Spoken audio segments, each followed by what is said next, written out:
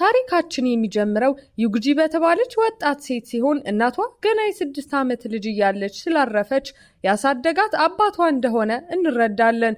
አባቷ የቀድሞ የኪክ ቦክሲንግ ሻምፒዮን ስለነበር ለእሷም ስላስተማራት ብዙ ሜዳሊያዎችን እንዳሸነፈች እንመለከታለን። ቆይ ግን ከዛ በፊት አሁን ላይ 400 ሰብስክራይበር አለን። እቅዳችን በዚህ 90 ቀን ውስጥ 100,000 ሰብስክራይበር ለመግባት ነው።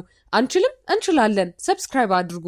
በዚህ ጊዜ በአቅራቢያቸው የሚኖረውና አባቱ የአካባቢው ሆስፒታል ባለቤት የሆነውን ጄን የተባለ ቆንጆ ከልጅነቷ ጀምሮ ስለምትወደው ለማስደመም በማሰብ በከፍተኛ ሁለተኛ ደረጃ ትምህርት ቤቷ የመጀመሪያ ቀን ላይ ቆንጆ ሩዝ የፀጉር ማስያዣ ለማድረግ ትወስናለች። ከጥቂት ጊዜ በኋላ አባቷ የሰራውን መጥፎ ሾርባ እንድትጠጣ ሲነግራት እምቢ ትልና ዛሬ ከማንም ጋር እንደማትጣላ ቃል እንድትገባለት ሲጠይቃት በጣፋጭ ፈገግታ ተስማምታ ትወጣለች። የልጅነት ጓደኛዋ ከሆነው ዛሆ ጋር ወደ አውቶቡስ ማቆሚያ እየሄደች ሳለ በድንገት አንድ ሌባ የአንዲትን እመቤት ቦርሳ ሲነጥቅ ዩግጂ ትመለከታለች። እሷም ወዲያውኑ ብታሳድደውም ነገር ግን ማስታወሻ ደብተሯ ይወድቃል። ዛሆ ማስታወሻውን ያነሳውና ዩግጂ ሌባውን እያሯሯጠችው ሳለ የጄን መኪና ጋር ልትጋጭ ትላለች። ሌባውን በተሳካ ሁኔታ ጥግ ላይ ስታስይዘው በድንገት 3 ተጨማሪ ሌቦች ብቅ ይሉና በማይታመን ችሎታ ሁሉንም ደብድባ ቦርሳውን ስትቀበላቸው እንመለከታለን። ዛሆ ማስታወሻዋን አልመልስም በማለቱና በውስጡ ስለ ጄን ብቻ በመጻፉ ሊያሾፍባት ሲሞክር በጣም ተናዳ በተማሪዎች መሃል እያሯሯጠችው ሳለ በድንገት ሳታስበው የጄንን ሱሪ ትጎትታለች። ሱሪው ይቀደድና አስቂኝ የሆነው የአንግሪ በርድስ የውስጥ ሱሪው በሰው ሁሉ ፊት ይታይበታል። በዚህ ጊዜ ትልቅ ስህተት እንደሰራችና ጄንን በጣም ለከፋ አሳፋሪ ሁኔታ እንዳጋለጠችው በመገንዘብ ስትደናገጥ የጄን አድናቂዎች ክለብ መሪ የሆነችው ፎንግ የተባለች ልጅ ብቅ ትላለች። ፎንግ በሁሉም ፊት ይቅርታ እንድትጠይቅ ስትነግራት ዩግጂ በፍጥነት ትስማማለች። ጄን ሲመጣ በከፍተኛ ስሜት ውስጥ ሆና ይቅርታ ለመጠየቅ ስትሞክር ሊያስቆማት ቢሞክርም በፍጥነት ቀና ስትል ሳታስበው አገጩን በጭንቅላቷ ገጭታ ትጥለዋለች። ከዚያም የተቀደደውን ሸሚዙን ለመስፋት ወደ አንድ ጸጥ ያለ ቦታ ይዛው ትሄዳለች። ከትንሽ ቆይታ በኋላ ማስታወሻ ደብተሯን ከዛሆ ለማስመለስ ስትሄድ መጀመሪያ በካፌ ውስጥ ያሉ አንዳንድ ጉልበተኞችን ማስፈራራት እንዳለባት ይነግራታል። በጣም ታስፈራራቸዋለች። እጆቿ ስለተጎዱ በከፍተኛ ሕመም ወደ ቤቷ ስትመለስ አባቷ ያያትና ለዚህ ምክንያቱ ዛሆ እንደሆነ ስለተረዳ በጣም ተናዶ ዛሆን ከቤቱ ያባርረዋል። በዚያ ምሽት ማስታወሻዋን ለመመለስ በድብቅ ስትወጣ ዛሆ አንዳንድ ገጾችን ማንበቡን አምኖ ይቀበላል። እሷም ዝም አሰኝታው ማስታወሻዋን ለመደበቅ ወደ ውስጥ ትገባለች። ከዚያም ጥልቅ በሆነ የሀሳብ ዓለም ውስጥ ገብታ ጄንን እንደምታድን ጀግና የኒንጃ ተዋጊ አድርጋ ራሷን ማሰብ ትጀምራለች። በድንገት ግን የወር አበባዋ እንደመጣ ስታውቅ ቤት ውስጥ የንጽህና መጠበቂያ ስላጣች በፍጥነት ወደ አቅራቢያው ሱቅ ትሮጣለች። ሱቁ ውስጥ ጄንን ስታየው ደንግጣ በጸጥታ የንጽህና መጠበቂያውን ጠረጴዛ ላይ ብታስቀምጠውም ገንዘብ መርሳቷን ስትገነዘብ በሀፍረት ልቧ ሲመታ ጄን በደግነት ይከፍልላታል። በጣም ስላፈረች ከዚያ ቦታ በፍጥነት ትወጣለች። ሆኖም ጄን ሱቅ የገባው እሷን ለማግኘት ሲል ብቻ የተለያዩ ነገሮችን ይገዛ ስለነበር የቤቱ መሳቢያ በእስክርቢቶዎች ተሞልቶ ነበር። በማግስቱ ዛሆ በሁለቱ መቀራረብ በቅናት ተቃጥሎ ጄን ደካማ የትምህርት ቤት ልጅ መሆኑን ለማረጋገጥ የቅርጫት ኳስ ጨዋታ ይገዳደረዋል። ሁሉም ሰው ጄን በእርግጥ በጣም ጎበዝ እንደሆነ ለዛሆ ቢነግሩትም ጄን ምንም ማድረግ እንደሚችል ለዩግጂ ብሎ ፈተናውን ይቀበላል። አጓጊው ጨዋታ ዛሆ ጄንን ፊቱ ላይ ሲመታ ወደ ትልቅ ጸብ ይቀየርና አስተማሪው ሁሉንም ርዕሰ መምህሩ ጋር ሲወስዷቸው ርዕሰ መምህሩ በቅጣት እንዲሮጡ ያደርጋቸዋል። እየሮጡ ሳለ ዩግጂ በከባድ የሆድ ህመም ምክንያት በድንገት ስትወድቅ ጄን ወዲያውኑ አቅፎ አንስቶ ወደ ክሊኒክ ይወስዳታል። አባቶቻቸው ሲደርሱ ጄንን ልትከራከርለት ብትሞክርም ጄን ምንም አይነት ግንኙነት እንደሌላቸውና ስለዚህም ጣልቃ መግባት እንደሌለባት በቀዝቃዛ ስሜት ሲነግራት ዩግጂ በጣም ትደነግጣለች። በዚህ ጊዜ የጄን አባት ይቆጣውና ሕክምና ለማጥናት ወደ አሜሪካ እንደሚሄድ ይነግረዋል። ጄንን እንዳስቀየመችው ስለተሰማት ልትርቀው ስትሞክር በሚያምር ካፌ ውስጥ እንድትገናኘው ሲጠራት በጣም ትገረማለች። እዚያም ብዙ ጣፋጭ ምግቦችን አዞ ይቅርታ ሲጠይቃት ጓደኛሞች ለመሆን ይስማማሉ። ቪዲዮውን እዚህ ድረስ ከተመለከታችሁ ተመችቷችኋል ማለት ነው። ቪዲዮውን ላይክ ቻናሉንም ሰብስክራይብ ማድረግ እንዳይረሳ እንላለን። ወደ ታሪካችን። ነገር ግን የዛሆ ስም ሲነሳ ጂን በጣም ሲቀናበት አስተውላ ፈገግ ትላለች። ጂን አሜሪካ ሄዶ ሕክምና እንደሚያጠና ስትሰማ ዩግጂ በውስጧ በጣም ታዝናለች። የፈተና ውጤት ሲገለጽ ጂን አንደኛ ሲወጣ ዩግጂ ደግሞ የመጨረሻ ትወጣለች። በጣም ስላዘነች ጂን ሊያስተምራት ያቀረበውን ሐሳብ አልቀበልም ትለዋለች። ነገር ግን በኪክ ቦክሲንግ ሜዳሊያዎችን ስላሸነፈች ደደብ እንዳልሆነች ያስታውሳትና በትምህርቷም ላይ እንዲሁ ጠንክራ እንድትሰራ ይነግራታል። ከጥቂት ጊዜ በኋላ በክፍሎች መካከል በሚደረግ የእግር ኳስ ጨዋታ አንድ ተጫዋች ሲጎዳ ዩግጂ ገብታ በሚገርም ሁኔታ ትጫወታለች። ደጋግማ ግብ ብታገባም ክፉ የተጋጣሚ ቡድን በዳኛው ፊት ሆን ብሎ ይጎዳታል። በዚህ ጊዜ ጂን የፊዚክስ ሕግን በመጠቀም ተቃራኒ ቡድን ጥፋቱን እንዲያምን በማድረግ ቡድኗ እንዲያሸንፍ ይረዳታል። ከዚያም አይስክሬም ሊበሉ ሲሄዱ ጂን በጸጥታ እግሯ ላይ ፋሻ ያስርላታል። ሊያስተምራት መልእክት ሲልክላት እምቢ ብትለውም ጂን ቀላል የጥናት ማስታወሻዎችን ጽፎ ሆስፒታል ውስጥ ትቶላት አባቷ ያገኘዋል። ስለዚህ ጂን በየሳምንቱ እሁድ በድብቅ ሊያስተምራት እንድትመጣ ያደርጋል። እሁድ ቀን ስትመጣ ዩግጂ በጣም ብታፍርም ጂን በቅናት የዛሆን ፊት በፎቶ ላይ ይሸፍንና ጥያቄዎቹን ልክ እንደ ኪክ ቦክሲንግ ጠላቶቿ አድርጋ እንድታሸንፋቸው በማሰብ የሰዋሰው ትምህርት ያስተምራታል። ይህ ዘዴ በሚገባ ሰርቶ በደስታ ስትዘል ሳታስበው ጭንቅላቱን መታው ከወንበር ላይ ትጥለዋለች። በዚህ ጊዜ ሁለቱም በደስታ ይስቃሉ። እናም ጂን በዛሆ ፊት ላይ የነበረውን ወረቀት በራሱ ስዕል ይቀይረዋል። በኋላም ጂን የአሜሪካ መግቢያ ፈተና መጽሐፉን የቆሻሻ መጣያ ውስጥ ሲጥለው ዩግጂን ትቶ መሄድ እንደማይፈልግ ግልጽ ይሆንልናል። ዩግጂ ውጤቷን በሚገርም ሁኔታ በማሻሻል ከባድ የጥቁር ሰሌዳ ጥያቄ ትሰራና ተማሪዎቹ ሲያጨበጭቡላት በደስታ ትሞላለች። ነገር ግን በድንገት ዛሆ ጂን በመግቢያ ፈተናው እንደወደቀ የሚገልጽ አስደንጋጭ ዜና ይዞ ብቅ ይላል። ጂንን ካፌ ውስጥ አግኝታው ልታጽናናው ኬክ ታጎርሰዋለች። በድንገት ከፍተኛ ደስታ ስለተሰማትም እንዲሄድ እንደማትፈልግ ሳታስበው አምልጧት ትነግረዋለች። በድንገት ዛሆ መስኮት ሲያንኳኳ ጂንን መታጠቢያ ቤት ውስጥ ልትደብቀው ስትፈልግ ጂን ጥሏት እንደሄደ ትገነዘባለች። ስለዚህ ይቅርታ ለመጠየቅ ወደ ቤቱ ትሄዳለች። ነገር ግን ሳታስበው የቅርጫት ኳስ ጭንቅላቱ ላይ ታጋጨዋለች። አስተማሪዋ ከጠረጴዛዋ ስር የፍቅር ደብዳቤ እንዳገኘች ሲታወቅ ጂን እሷን ሲያስተምራት እንደነበር ሁሉም ሰው ያውቃል። ዩግጂ ንጹህ መሆኗን ብታረጋግጥም የጂን አባት ግን ጂንን ከቤት እንዳይወጣ ይቀጣውና ከሷ እንዲርቅ ያስጠነቅቀዋል። ጂን በአባቷ በኩል በሚልክላት ማስታወሻዎች በጣም ጠንክራ በማጥናት የዩግጂ ደረጃ ከ250 ወደ 98 ከፍተኛ ለውጥ ያመጣል። በበዓል ጊዜም አብረው ዘወትር ሲያጠኑ ዛሆ እሷን እያጣት እንዳለ ይሰማዋል።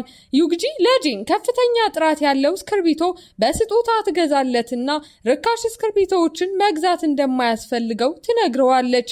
ነገር ግን እሱ የገዛቸው እሷን ለማየት ብቻ እንደነበር ምንም አታውቅም። መድረክ ላይ ኪክ ቦክሲንግ ስታስተምረው ጂን ብዙ ጊዜ ይጎዳል። እናም የፍቅር ቃላት ይወረውርላታል። ነገር ግን አባቱ መጥቶ የፍቅር ግንኙነት እንዳላቸው ሲጠረጥር ዛሆ በድፍረት ጣልቃ ገብቶ ዩግጂ በእርግጥ የምትወደው እሱን እንጂ ጂንን እንዳልሆነ ይነግረዋል። ጂን ለመጀመሪያ ጊዜ አባቱን ተጋፍጦ ዩግጂ ደስተኛ እንደምታደርገው ይናገራል። በመሆኑም አዲሱ ሴሚስተር ሲጀመር ጂን በቤት ውስጥ ትምህርቱን ይቀጥላል። እናቷ በመኪና አደጋ ስትሞት ደም ስላየች ደምን በጣም የምትፈራ ብትሆንም ከጂን ጋር አንድ አይነት የሕክምና ዩኒቨርሲቲ ለመምረጥ ወስና ዩግጂ በጣም ጠንክራ ሰርታ በተሳካ ሁኔታ ትገባለች። ጂን ይህንን ከአባቷ ሲሰማ በደስታ ፈገግ ብሎ ለ5 ተጨማሪ ዓመታት የክፍል ጓደኛው እንደምትሆን ለራሱ ይናገራል። ነገር ግን እቤት ውስጥ የዩግጂ አባት የደም ፍርሃቷን እንድትጋፈጥ ዶሮ እንድታርድ ያደርጋታል። ዩኒቨርሲቲ ከመጀመሩ በፊት ጂንን በሄደበት ሁሉ ስትከተል ስትከተለው በድንገት ዛሆ የቅርጫት ኳስ ሜዳ ላይ ይደርስና ተንሸራቶ ባልዲ ውስጥ ሲወድቅ ጄን በከፍተኛ ቅናት ተቃጥሎ ጥሎ ይሄዳል። ለመሰናበቻ ድግስ በሚያምር ሁኔታ ለብሳ ሳለ ጄን በሆስፒታል ስብሰባ ምክንያት መምጣት እንደማይችል ሲነግራት ዩግጂ በከፍተኛ ሐዘን ትዋጣለች። ነገር ግን ጄን ስብሰባውን ትቶ በፍጥነት ወደ ድግሱ ሲመጣ ዩግጂ ወደ ውጭ ስትወጣ ያገኛታል። በዚህ ጊዜ ፎንግ ፍቅሯን ስትገልጽለት ጄን በእርጋታ እምቢ ይላታል። በማግስቱ ጠዋት ልቧ እንደተሰበረች ዩግጂ ጄን ኒንግ ከተባለች በጣም ቆንጆ ልጅ ጋር ወደ ክረምት ካምፕ ሲሄድ ታያለች። ክረምቱ አልቆ ዩኒቨርሲቲ ስትደርስ ዩግጂ ቺን የተባለን ሀብታም ሲኒየር ተማሪ ይቅርታ ባለመጠየቁ ትመታዋለች። የዚህ ቪዲዮ በስፋት በመሰራጨቱ ቺን ሊበቀላት ይሞክራል። ነገር ግን ጄን ያስቆመዋል። ካፌ ውስጥ ኒንግ ጄንን ይዛው ስትሄድ ዩግጂ ማንም ትኩረት እንዳልሰጣት ይሰማታል። አብረዋት የሚኖሩት ልጆች ኒንግ የጄን ፍቅረኛ መሆኗን ሲነግሯት በጣም ታዝናለች። በዚያው ምሽት ናና የተባለችውን ልጅ ከቺን ጉልበተኝነት ስታድን በማግስቱ ጠዋት ዩግጂ መጥፎ የወታደራዊ ስልጠና ልብስ እንዲሰጣት ይደረጋል። ሰልፍ እየወጣች ሳለ በድንገት ሱሪዋ ስለሚቀደድ ከፍተኛ ውርደት ይደርስባታል። በዚህ ጊዜ ኒንግ ሸሚዟን በዩግጂ ወገብ ላይ አስራ መጀመሪያ ብትሸፍንላትም ዛሆ ቺንን ለመምታት ሲሞክር አስተማሪውን ስለሚመታ ሁለቱም ይቀጣሉ። ቺን ትላልቅ አበባዎችን እንደላከላት ሲያይ ጄን በግልጽ በቅናት ሲቃጠል ያስታውቅበታል። ዩግጂ ወደ ቺን ቤት ስትሄድ እሱም በእውነት ሊያውቃት እንደሚፈልግ ይነግራታል። ጄን በንዴት ለቺን ደውሎ የት እንዳለች ይጠይቃል። እናም በመሃል ማን ይውሰዳት ብለው ሲጨቃጨቁ ጄን ዩግጂን ይዟት ይሄድና ይቆጣታል። በኢንተርኔት ላይ ሰዎች ጄንን አታላይ እያሉ እንደሚጠሩት ስትገነዘብ ዩግጂ በጣም ትደነግጣለች። ነገር ግን ቺን በውስጡ ለዩግጂ ፍቅር ስለያዘው ጽሑፉን ይሰርዘዋል። በውጊያ ልምምድ ወቅት ናና ወጥመድ አዘጋጅታባት ይቅርታ ለመጠየቅ እምቢ በማለቷ ዩግጂ በድካም እስክትዝል ድረስ በሞቃት ፀሐይ ላይ ስትቆም ጄን አቅፎ ወደ ሕክምና ክፍል ይወስዳታል። ኒንግ ወደ ቤቱ ወስዳው ፍቅሯን ስትገልጽለት ጄን እምቢ ይልና እሱ ተመሳሳይ ስሜት እንደሌለው በግልጽ ይነግራታል። በመኪና ማቆሚያው ውስጥ ቺንን ለማዳን ከብዙ ወንበዴዎች ጋር ስትጣላ ዩግጂ በዱላ ተመታ ብትደማም አሁንም ተዋግታ ሁሉንም ታሸንፋቸዋለች። ስለዚህ ቺን በፍጥነት ወደ ሆስፒታል ይወስዳትና ስሜቱን ይገልጽላታል። አናቶሚ ክፍል ውስጥ ናና እጇ ላይ የውሸት ደም ስትቀባበት ዩግጂ ስትደክም ጄን ተሸክሟት ይወጣና በሟች አስክሬኖች ላይ እንደገና ስትዝል መምህሩ ትምህርቷን እንድትቀይር ይነግራታል። በአናቶሚ ክፍል ውስጥ ፍርሃቷን ብቻዋን ለመጋፈጥ ስትወስን ኒንግ በክፋት የሰውነት ክፍሎች ቪዲዮዎችን ታሳያትና እንድታስታውቅ ቀይ ሀብሀብ ጭማቂ ትሰጣታለች። ከጥቂት ጊዜ በኋላ ለማሻሻል የ1 ወር ጊዜ እንዲሰጣት ቻንስለሩን ለመጠየቅ ስትሄድ ጄን ሊረዳት ቪዲዮዎችን ይሰጣታል። ዛሆ ተስፋ ስለቆረጠ ፎንግ ወደ ካራኦኬ ትወስደዋለች። እዚያም አብረው ይተኛሉ። ኒንግ ሌላዋን ተማሪ የውሸት ደም እንድትቀባባት አስገድዳ እንደገና ስትዝል ጄን ሙሉ ታሪኳን ከአባቷ ተረድቶ ሊደግፋት ቃል ይገባል።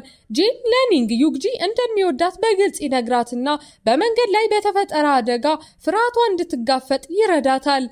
እዚያም አብረው አንድን ተጎጂ ሲያድኑ የዩግጂ የደም ፍርሃት በመጨረሻ ይጠፋል። በጄን ቤት ውስጥ ጣፋጭ ምሽት ስታሳልፍ ዩግጂ ቺን ከመኝታ ክፍሏ ውጪ ሌሊቱን ሙሉ እየጠበቃት እንደነበር ሙሉ በሙሉ ትረሳለች። በማግስቱ ጠዋት ቺን ደክሞት ውጪ ወድቆ ስታገኘው በእሷ ላይ ለመውደቅ ሆን ብሎ ሰውነቷ ላይ ይደገፋል። ይህንንም ጄን አይቶ በጣም ተጎድቶ ጥሎ ይሄዳል። ውጤቷን ለማሻሻል አናቶሚ ቤተ ሙከራ ውስጥ ሌሊቱን ሙሉ ስታጠና ጄን ቤት ውስጥ እንድታጠና ይረዳታል።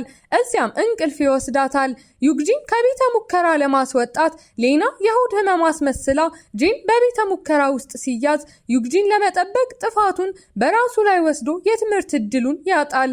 ዩግጂ በንዴት ቺንን ተጋፍጣው ፊቱን ዳግመኛ እንዳያሳያት ትነግረዋለች። እናም በጣም ስለተጎዳች ጄን ለኒንግ ይቅርታ እንድትጠይቅ ሲነግራት ከእርሱ ጋር ያላትን ግንኙነት ሙሉ በሙሉ ታቋርጣለች። በክረምት እረፍት ወቅት ከዛሆ ጋር የተደረገውን የቅርጫት ኳስ ድጋሚ ግጥሚያ ሲያሸንፍ ጄን ዩግጂን ይቅርታ ይጠይቃታል። ቺን ሲመጣም ቤቷ እንዲቆይ ትጋብዘዋለች። መጋዘኑን በማጽዳትና ቁርስ በመስራት የአባቷን ልብ ሲያሸንፍ ቺንና ዛሆ የአባቷን ጀርባ ለማሸት ይሻማሉ። ስለ ዩግጂ ሲጣሉ ዛሆ ውሃ ውስጥ ሲወድቅ ጂን ያድነዋል። ነገር ግን ከባድ ትኩሳት ይይዘዋል። በዚህ ጊዜ ኒንግ የዩግጂን መድኃኒት የቆሻሻ መጣያ ውስጥ ትጥለዋለች። ሳምንታት ያልፉና ዩግጂና ቺን ቤቱን ለአዲስ ዓመት ካስጌጡ በኋላ ቺን ይሄዳል። ዩግጂ ወደ ሱቅ ስትሄድ ጂን ስለሚወዳት እዚያ ይጠብቃት እንደነበር ከአሮጊቷ ትረዳለች። ዝናብ እየዘነበ በጭቃ ውስጥ ተንሸራታ ስትወድቅ ኒንግ ሌሎች ሴቶች ለጂን መጀመሪያ ፍቅራቸውን እንዲገልጹ በማድረግ የዩግጂን መንገድ ስትዘጋ ዩግጂ በጣም ተናዳ ትሄዳለች። በችሎታ ትርኢት ላይ ዛሆ ፎንግን ሲደግፋት ካየች በኋላ በድንገት ድፍረት አግኝታ ዩግጂ ጂንን ቤተ መጻሕፍት ውስጥ አግኝታው በወንዶች መጸዳጃ ቤት ውስጥ ፍቅሯን ትገልጽለታለች። ኒንግ የዩግጂን ማስታወሻ ደብተር ገጾች ካወጣች በኋላ ጂን በማስታወቂያ ሰሌዳው ላይ በሁሉም ፊት ፍቅሩን ይገልጽና ህዝቡ ሲያጨበጭብ ያቅፋታል። ቤተ መጻሕፍት ውስጥ ጣፋጭ የመጀመሪያ የከንፈር መሳሳማቸውን ሲለዋወጡ የኒንግ ቅናት ይጨምራል። ነገር ግን ዛሆና ፎንግ አብረው ወደ ውጭ ሀገር ይሄዳሉ። እናቱ በመስጠም ላይ ከነበረችው የኒንግ መንትያ እህት ማይ ይልቅ ጄንን መጀመሪያ እንዳዳነችው እውነቱን ስትገልጽ፣ በመጨረሻም የጄን እናት በድርጊቷ ተጸጽታ ዩግጂን ትቀበላታለች። ናና ዩግጂን በቀዝቃዛ ቤተ ሙከራ ውስጥ ቆልፋባት እንድትዝል ብታደርግም ቺንና ጄን በሩን ሰብረው ያድኗታል። ቺን ከባድ የልብ ህመም እንዳለበት ስታውቅ ዩግጂ አደገኛ የሆነውን የልብ ንቅለ ተከላ ቀዶ ጥገና እንዲያደርግ ታሳምነዋለች። ጄን ከኒንግ ጋር በአሜሪካ 1 ዓመት ለማሳለፍ የወሰነውን ውሳኔ በመደገፍ አብረው አንድን የሚሰጥም ልጅ ሲያድኑ ጄን ከጥፋተኝነት ስሜቱን እንዲያሸንፍ ዩግጂ ትረዳዋለች። ከመሄዱ በፊት ባለው ምሽት ለዩግጂ ጣፋጭ እራት አዘጋጅቶላት ጂን ጠንካራ ሆኖ ለመቆየት ቃል ይገባል። ከ1 ዓመት በኋላ ቺን ከቀዶ ጥገናው በተሳካ ሁኔታ አገግሞ ዩግጂን ደጋግሞ ሲጠይቃት ጂን ከአሜሪካ በየጠዋቱ በቪዲዮ ይደውልላታል። ጂን ወደ አፍሪካ የሚያደርገው በረራ መከስከሱን ኒንግ ስትነግራት ዩግጂ ጥልቅ ጭንቀት ውስጥ ትወድቃለች። ቺን የጂን ስም በተጎጂዎች ዝርዝር ውስጥ እንደሌለ የሚገልጽ ዜና እስኪያመጣ ድረስ ዩግጂ ሙሉ በሙሉ ተስፋ ቆርጣ ነበር። አንድ ቀን ሆስፒታል ውስጥ ልብስ መቀየሪያ ቦታ ስትገባ ዩግጂ መጋረጃው ጀርባ የምታውቀውን የአንግሪ በርድስ የውስጥ ሱሪ ታስተውላለች። መጋረጃውን ስትከፍት ከአደጋው የተረፈውና ትዝታው የተመለሰለት ጄን ሆኖ ታገኘዋለች። ስለዚህም እንደገና እንደተገናኙ ዶክተሮች በስሜት ተቃቅፈው ሲሳሳሙ ፊልሙ ያበቃል።